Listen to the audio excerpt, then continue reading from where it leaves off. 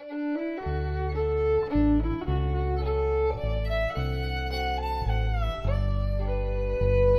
lot of the indigenous knowledge of the area, I think, has actually been preserved in a unique way. The Cherokee Reservation in North Carolina, which is, just over the hill, that community actually did stay pretty close. But I think there are definitely some knowledge gaps, just specifically with regards to like the natural resources in the area. Jody lives in the Appalachian Mountains of East Tennessee. Like many people in his community, he utilizes common resources, such as medicinal herbs, foraged in the surrounding forest. We're here today to talk about natural resource management, specifically the process of shared authority and responsibility known as co-management.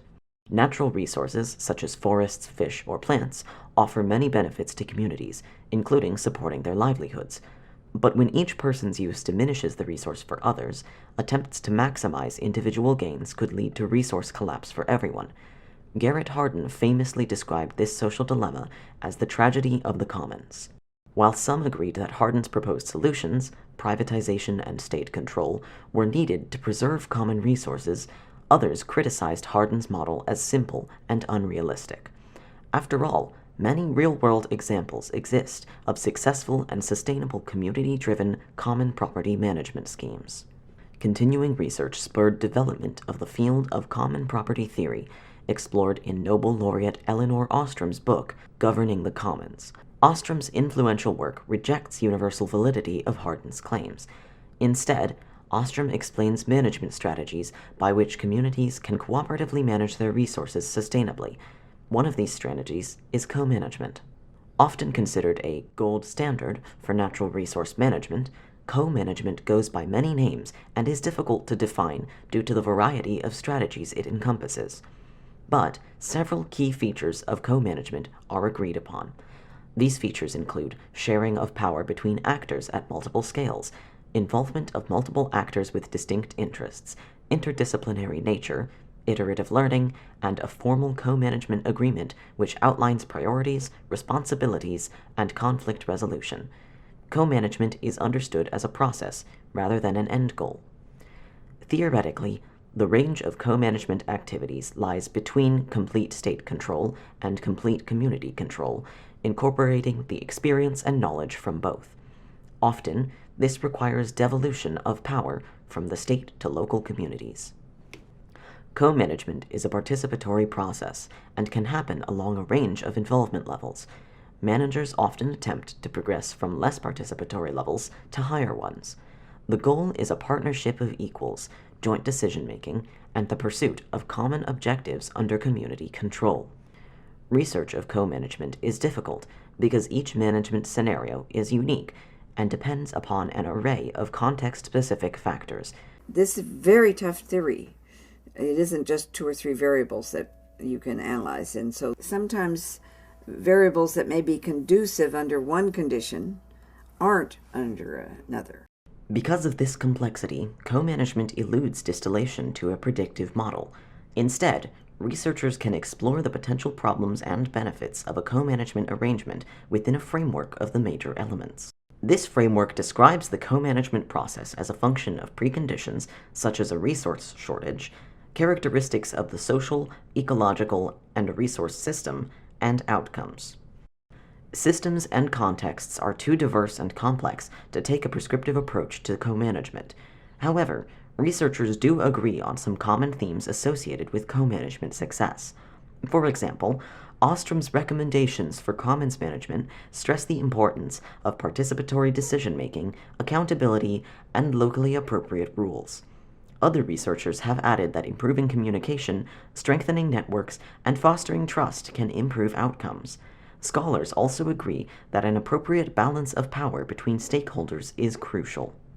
Positive outcomes are the major draw of co-management. According to its proponents, co-management empowers communities. Because it involves cession of power from governments to communities, co-management directly empowers local people to take control of the decisions that affect their livelihoods. This enhances equity in the system.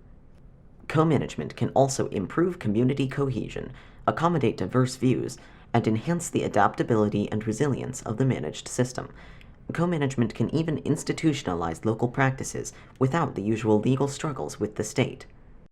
In the environmental sphere, co-management is purported to increase resilience of social ecological systems, and it responds quickly to a dynamic environment. This improves sustainability and conservation outcomes. Finally, co-management benefits governments. It reduces conflict and streamlines production and dissemination of knowledge. Also, since users are involved with management, compliance with conservation and management laws increases. And, since co-management is a somewhat self-organizing process, it's thought to be stable and sustainable. These benefits are becoming more important as globalization and environmental change increasingly impact markets, ecosystems, and communities. Multi-scale environmental destabilization and social transformations demand a flexible management strategy that can increase adaptive capacity. But is co-management up to the task? Results from empirical studies vary, and critics claim that co-management falls short or even precipitates perverse outcomes. Let's investigate whether co-management meets its stated goals. First, co-management claims to incorporate both traditional and scientific knowledge, advancing management, but some scholars argue that the process of knowledge co-production distills away essential lived and cultural aspects of traditional knowledge. Such co-produced knowledge then reflects the state's existing policies, not local understandings.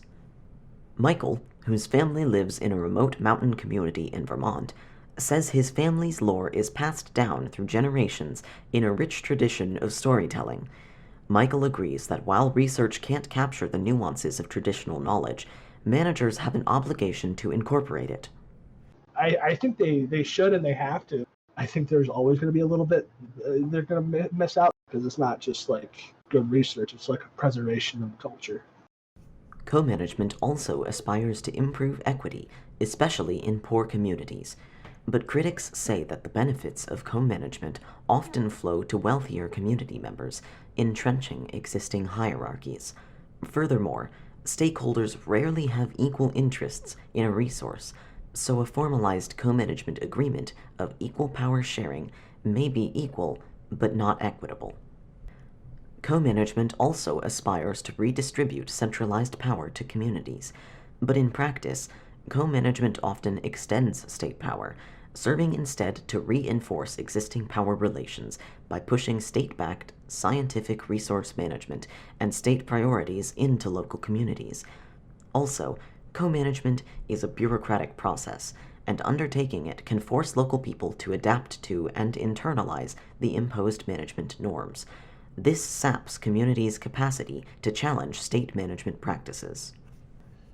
Moreover, co-management is inherently political because it involves restructuring power relations, but currently, co-management is undertaken to solve management problems, not political ones, leaving no room to address political issues and histories of disempowerment.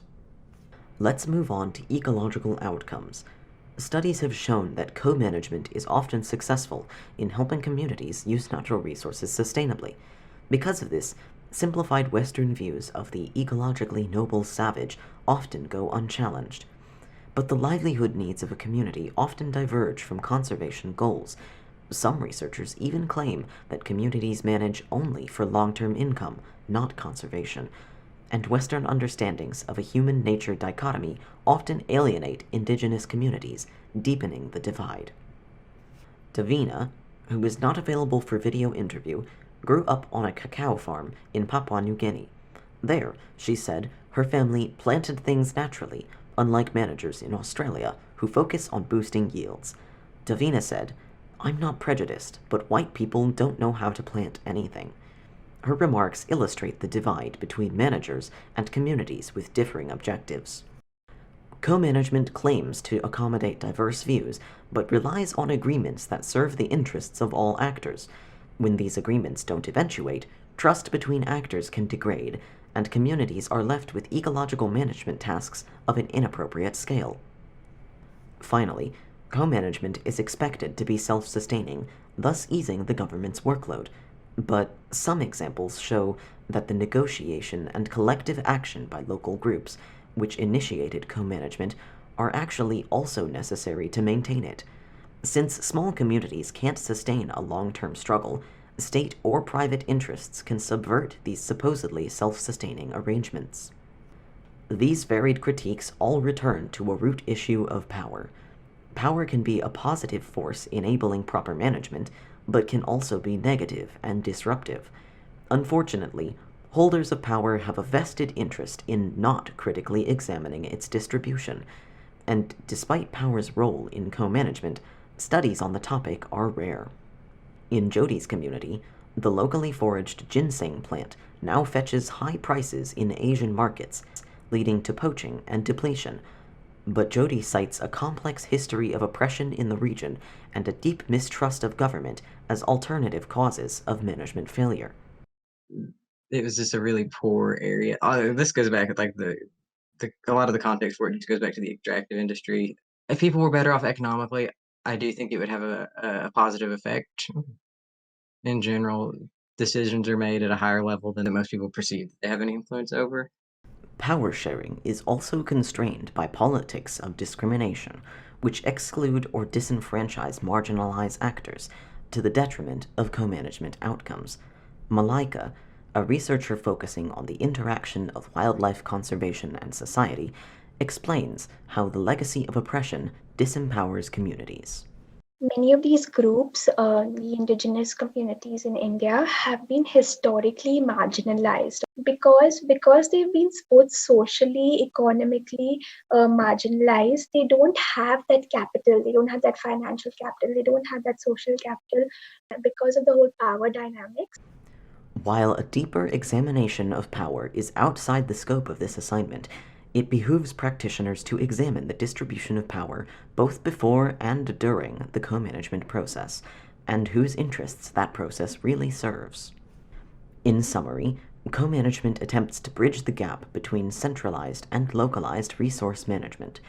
While cases of failure highlight the weaknesses of this approach, co-management can still improve outcomes if we address key emerging questions.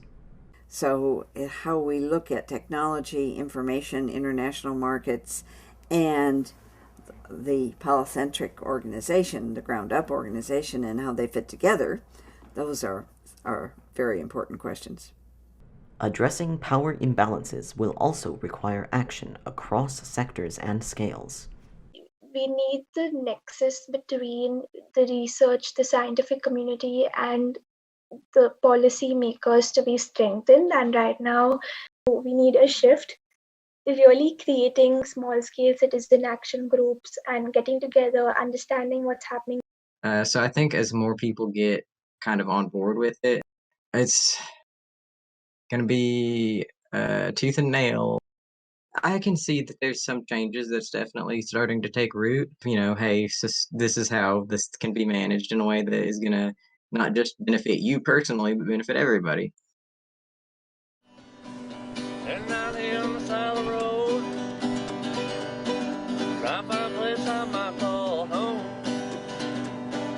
Love is the only way to go. Walk around down them windy roads. Only place I wanna be is somewhere up in the Smokies.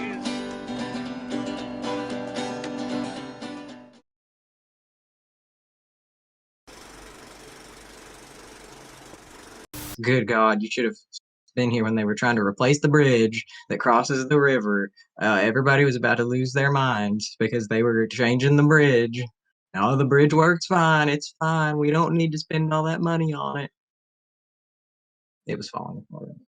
And then they would keep the baked potato in their pocket. Nobody tells anybody where their ginseng is at because people will rob you blind. We had this guy actually. They tried to steal our tractor. They came to the house. They tried to steal the tractor. They did not steal the tractor. And they dug up all the ginseng. And not only that, but like they took the little like stems with the leaves on them and like stuck them back in the ground to make it look like it was still growing. But like, who does that? Oh, you want an amazing story. There's a story I tell about everybody who asks this. It's my favorite. So when you come in from the highway, there's this gas station called Betty Beaver's. And the crowning like icon of this gas station is the sign is a anthropomorphic beaver lady, and she has giant plastic, like 3D, like 2 domes of plastic on her chest. And the town, like, of course, they don't want that. They were like, oh, we gotta get rid of this thing. This thing's disgusting. Like, no one wants to see a beaver woman with huge before they drive into our town. So they petitioned to get rid of it. And the guys who own the place, having a collective IQ of 3,000, realized the gas station was old as hell. And they appealed to New York State to have it become a historical landmark. And it won the appeal. So now this busty beaver woman is now officially protected by the state of New York, and there is nothing our town can do about it.